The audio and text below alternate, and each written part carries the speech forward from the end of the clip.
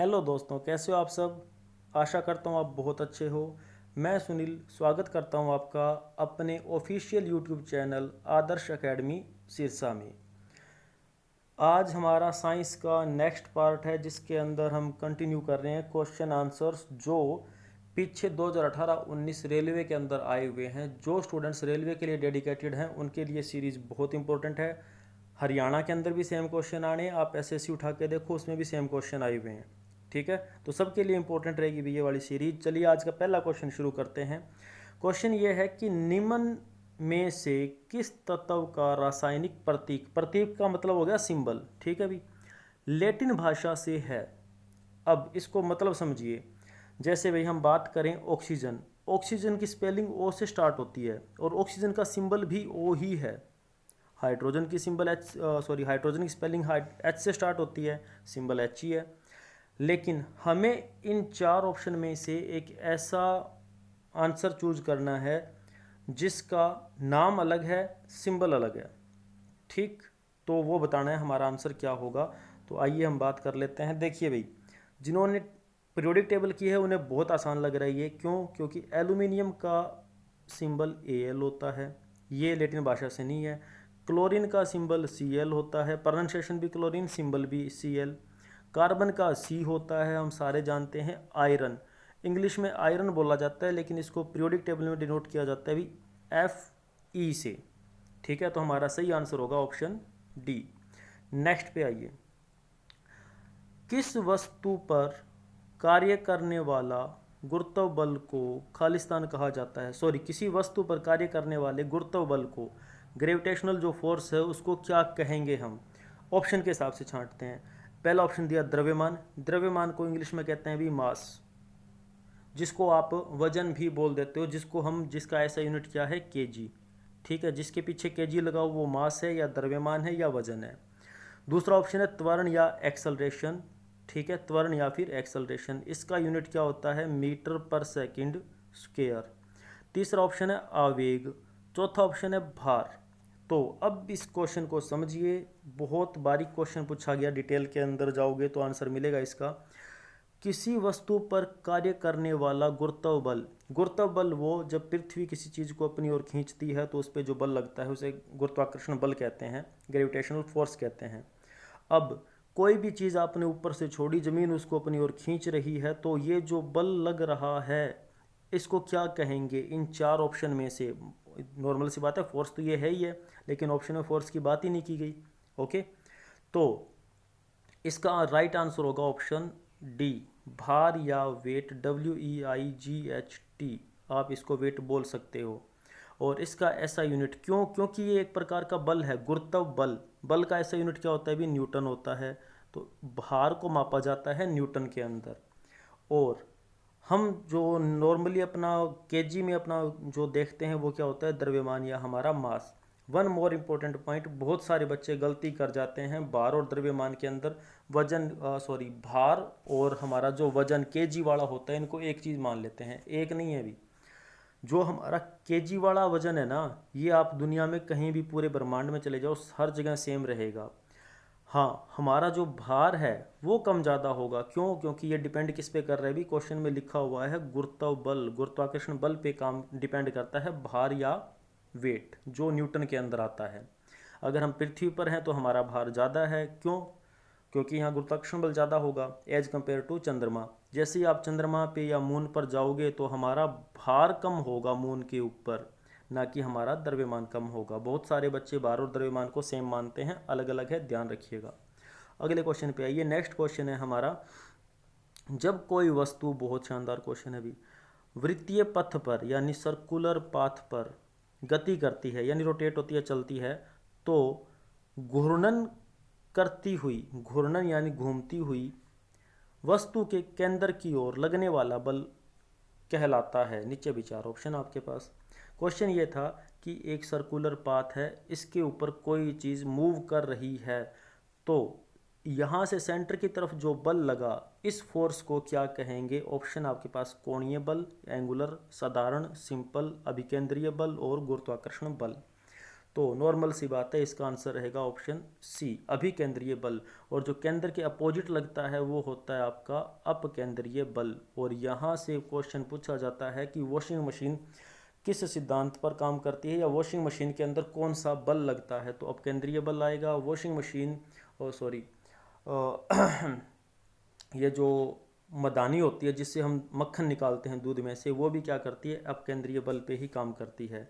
Next question, अगला question आया भी, हाँ जी, धातु ऑक्साइड, यहाँ H का मतलब हाइड्रोजन है, और हाइड्रोजन का निर्माण करने के लिए निम्न में से कौन सी धातु वाष्प के साथ अभिक्रिया करती है।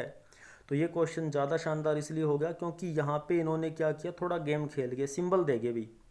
अगर नाम लिखे होते तो आप मान लो थोड़ा सा आपने सुना तो आपको याद भी आ जाता।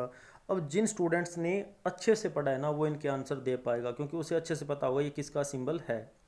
Al का मतलब होता है बच्चों एल्यूमिनियम, Cu का मतलब होता है कॉपर, Pb का मतलब हो गया लेड, ठीक है, और Ag का मतलब हो गया चांदी, ठीक है।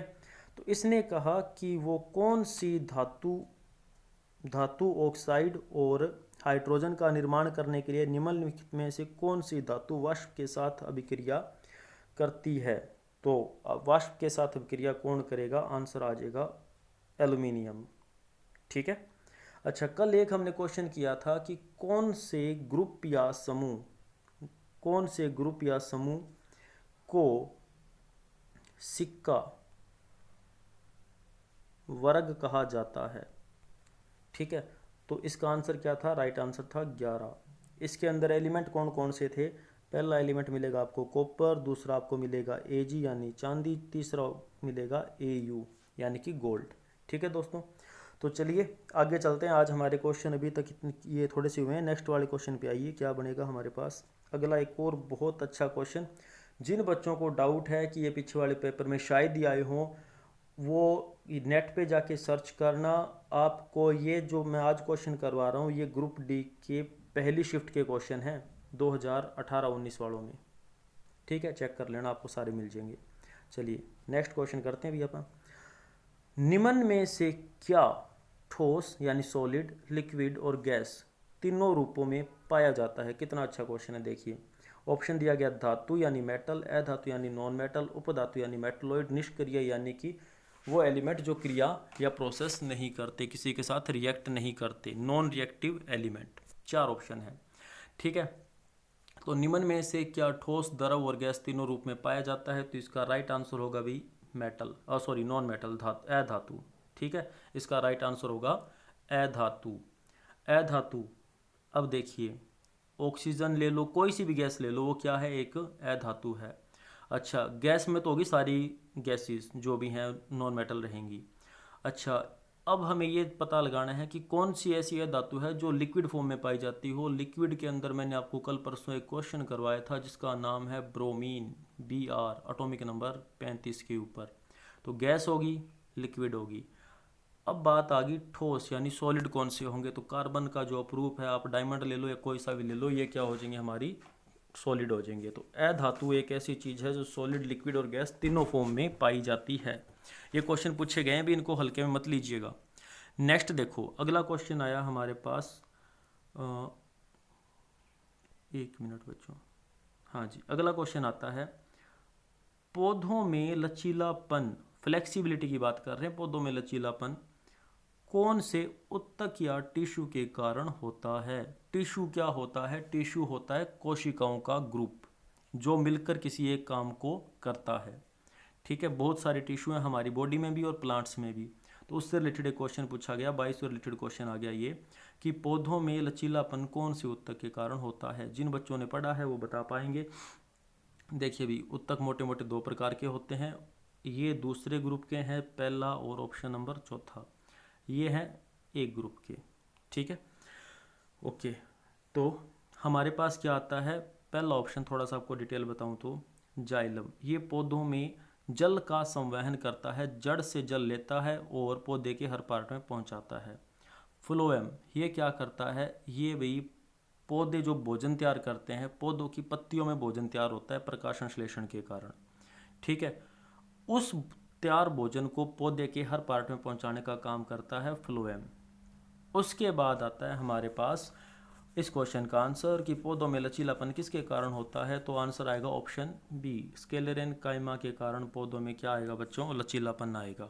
तो एक छोटा सा काम आपके लिए, कोलेन काइमा क्या होता है, ये क्या काम करता है। सारे उत्तक हैं, जाइलम उत्तक, स्क्लेरेन काइमा उत्तक, कोलेन काइमा उत्तक और फ्लोएम उत्तक या टिश्यू। तो ये आपका भी एक छोटा सा होमवर्क है, जल्दी से बताइए, कमेंट कीजिए, कोलेन काइमा कोलेन काइमा टिश्यू या उत्तक क्या काम करता है। तब तक चलते हैं नेक्स्ट क्वेश्चन पे। आइए अगला क्वेश्चन है हमारे पास, निम्न में से किस क्रिया में वायु में ऑक्सीजन छोड़ी जाती है। वो कौन सी प्रोसेस है जो वायु के अंदर या हवा के अंदर ऑक्सीजन रिलीज करती है। जैसे हम क्या करते हैं, सांस लेते हैं, सांस लेते टाइम अंदर खींचते हैं ऑक्सीजन और बाहर छोड़ते हैं कार्बन डाइऑक्साइड। सेम ऐसी ही कोई प्रोसेस बताइए जिसके अंदर इन चारों में से किसी एक में कोई सी भी गैस अवशोषित की जाए लेकिन बाहर कौन सी निकलेगी, ऑक्सीजन निकलेगी। ठीक है, तो छोटा छोटा चेक कर लेते हैं। श्वसन, ये तो हम सांस लेते हैं तो नॉर्मल सी बात है, हम ऑक्सीजन लेंगे और कार्बन डाइऑक्साइड छोड़ेंगे, लेकिन इसने बोला कि ऑक्सीजन कौन छोड़ता है। ठीक है, तो पहला ऑप्शन हमारा आंसर गलत हो जाएगा। दूसरा ऑप्शन है वाष्पोत्सर्जन। ये क्या काम करता है, पौधों के अंदर जो एक्स्ट्रा पानी होता है उसको बाहर निकाल देता है। उत्सर्जन नॉर्मल सी बात है, जो वेस्टेज निकालते हैं वो होता है। तो यहाँ क्या आंसर आएगा, प्रकाश संश्लेषण, यानी पौधे जब अपना भोजन तैयार करते हैं सूर्य के प्रकाश में, तो उस टाइम वो क्या करते हैं, कार्बन डाइऑक्साइड लेते हैं और ऑक्सीजन छोड़ देते हैं। ओके, तो ये इसका सही आंसर होगा। नेक्स्ट पे आ जाइए बच्चों, अगला क्वेश्चन है, आधुनिक आवर्त सारणी में कौन से समूह के तत्वों का बाहरी कोश यानी आउटर मोस्ट सेल पूर्ण होता है। तो देखो ये वही क्वेश्चन है, पहले दिन से घूम के हमारे आगे आता ही जा रहा है। तो इसका राइट आंसर आ जाएगा बच्चों 18वां ग्रुप। 18वें ग्रुप के अंदर जितने भी एलिमेंट हैं, पहला आपका हीलियम होगा, दूसरा आपका नियोन होगा, एटॉमिक नंबर 2, एटॉमिक नंबर 10, फिर एटॉमिक नंबर 18 पे आर्गन आ जाएगा। ये सारे के सारे और भी हैं, जिनोन, क्रिप्टोन, रेडोन, सारे के सारे। इन सब में क्या होता है, आउटर मोस्ट सेल कंप्लीट होती है। आउटर मोस्ट सेल का मतलब ना तो इलेक्ट्रॉन को लेते, ना तो एक्सेप्ट करते और ना डोनेट करते। जब तक मान लो कोई स्पेशल क्रिया ना करवाई जाए तब तक ये क्या करेंगे, कोई भी रिएक्शन नहीं करते किसी भी एलिमेंट के साथ। ठीक है, तो इसने यही पूछा कि बाहरी कोश में पूर्ण होता है, तो आंसर आएगा 18वां ग्रुप। 18वें ग्रुप का नाम मैंने आपको पहले दिन ही बताया था, फिर से रिपीट करवा देता हूँ। इनको नोबल गैस कहते हैं, उत्कृष्ट गैस भी यही कहलाती है, अक्रिय गैस भी यही कहलाती है, निष्क्रिय तत्व भी यही कहलाते हैं, नॉन रिएक्टिव एलिमेंट भी 18वां ग्रुप ही कहलाता है। 17वें ग्रुप का नाम था बच्चों हेलोजन ग्रुप। ठीक है, और हमने किया था पहला ग्रुप, पहले ग्रुप का नाम क्या था, क्षार धातु। ओके, चलिए नेक्स्ट पे चलते हैं। अगला क्वेश्चन है हमारे पास, हाँ भाई ये बड़ा अच्छा क्वेश्चन आया एक, पृथ्वी का द्रव्यमान कितना है। द्रव्यमान का मतलब मैंने आपको बताया था, जिसके पीछे केजी लगा हो, किलोग्राम, तो वो क्या होगा, हमारा मास होगा। और मास पूरी दुनिया में सेम रहता है, आप कहीं भी चले जाओ। ठीक है, कई बार आपने सुना है कि अगर कोई व्यक्ति पृथ्वी के केंद्र पर पहुंच जाता है या कोई भी चीज़ पृथ्वी के सेंटर पर पहुंचती है तो उसका जो वेट है वो जीरो हो जाता है, यानी भार जीरो हो जाता है, उसका मास जीरो नहीं होगा, ध्यान रखिएगा। तो क्वेश्चन ये है, पृथ्वी का द्रव्यमान कितना है। तो पहली बात तो ये कि पृथ्वी का द्रव्यमान बहुत ज़्यादा है, तो पावर माइनस में आने का तो कोई मतलब ही नहीं बनेगा। इसे भी काट दो, इसे भी काट दो, दो ऑप्शन एलिमिनेट, बच गए दो। तो इसका राइट आंसर होगा 6 × 10⁻24 किलोग्राम, ये पृथ्वी का वेट है। एक लास्ट और बहुत कॉमन क्वेश्चन आज का, निम्न में से ध्वनि या साउंड की गति सर्वाधिक होती है, कौन से मीडियम में होती है वो बताना है। हमारे पास मीडियम है सॉलिड, लिक्विड, गैस और वैक्यूम, तो बताइए। चलो ये एक लास्ट क्वेश्चन आपके लिए, बहुत सिंपल और बहुत ज़्यादा बार रिपीट हुआ क्वेश्चन है ये। तो जो साउंड है उसकी जो वेलोसिटी है, मोशन है, वो कौन से मीडियम में सर्वाधिक होता है। 4 ऑप्शन है, फटाफट आंसर दीजिएगा। अगर आपको वीडियो अच्छी लगे तो प्लीज़ लाइक, शेयर, कमेंट ज़रूर कीजिएगा। Thank you.